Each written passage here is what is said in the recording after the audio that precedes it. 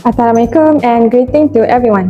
My name is NURUL NABILAH binti RIZAL and I am from BA 272-I. Today, I will be presenting my individual assignment for Fin546 Islamic Finance entitled Salient Shariah Issue in Contemporary Application of Buy Al-Inah. Firstly, Buy Al-Inah is a sale and buyback agreement in which an asset is sold to a buyer on a deferred payment basis at a higher price. The original seller then repurchases the same asset from the buyer for a lower cash price. In simple terms, it is often described as a loan in the form of a sale in order to make the increase appear lawful. This contract has played an important role in the development of Islamic banking in Malaysia, but it has also generated significant debate among Sharia scholars worldwide. Next, there are three main forms of Buy Al-Inah. First, direct Buy Al-Inah. In this structure, Party A sells on asset to Party B at a higher price with deferred payment. Then, Party A immediately buys back the same asset from Party B at a lower cash price. As a result, Party B receives cash immediately while owing a higher amount in the future. Second, three-party Inah. The structure involves an intermediary. The intermediary purchases an asset from Party B for cash, then sell it to Party A at a higher deferred price. Finally, Party A sells the asset back to Party B for a lower cash price. Third, double deferred structure. In this arrangement, Party A sells an asset to Party B with payment deferred to a future date. Then, Party A repurchases the same asset with another deferred payment at a later date and a higher price. I chose this topic because Buy Al-Inah is closely linked to Malaysia's Islamic banking history and presents an interesting debate between legal form and economic substance. Next, I will explain the main Sharia issue, the global controversy.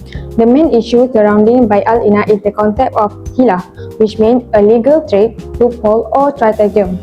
Critics argue that although the transaction appears valid on paper, its real purpose is to achieve a result similar to an interest-based loan, which is prohibited in Islam. First issue, disguised loan structure. The first criticism is that Buy Al-Inah functions as a disguised loan. For example, a customer receives 100 ringgit in cash today but is required to pay 120 in the future. Although an asset is involved, critics argue that the economic outcome resembles conventional interest-based lending. Next, the second issue is zero commercial intent. The second issue, the lack of genuine trading activity. In a normal Islamic trade transaction, the buyer actually wants and uses the asset. However, in Buy Al-Inah, neither party intends to benefit from the asset itself. The asset is immediately sold back, making it merely a tool to generate cash rather than facilitate real trade. The third is hadith evidence. Many scholars also refer to property tradition that warn against transactions that may serve as indirect method of engaging in riba. Therefore, they view Buy Al-Inah as inconsistent with the objective of Islamic finance. So, in my opinion, the global criticism of Buy Al-Inah is justified. While the contract helped Malaysia Islamic finance industry grow during its early stage, it remained largely a silver and paper-based transaction. The asset often served only as a legal formality rather than representing genuine economic activity. Consequently, this may weaken the ethical and spiritual objectives that distinguish Islamic finance from conventional interest-based systems. Based on this issue, I would like to propose three recommendations. First, Islamic financial institutions should gradually phase out controversial buyback mechanisms such as Buy Al-Inah to strengthen public confidence and protect the industry reputation. Second, banks should adopt more transparent alternatives such as tawarruk, where assets are properly traded and ownership transfer is clearly documented.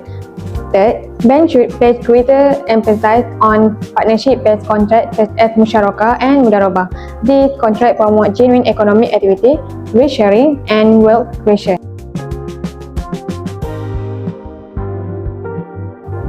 Next, I will present the resolution by the Sharia Advisory Council.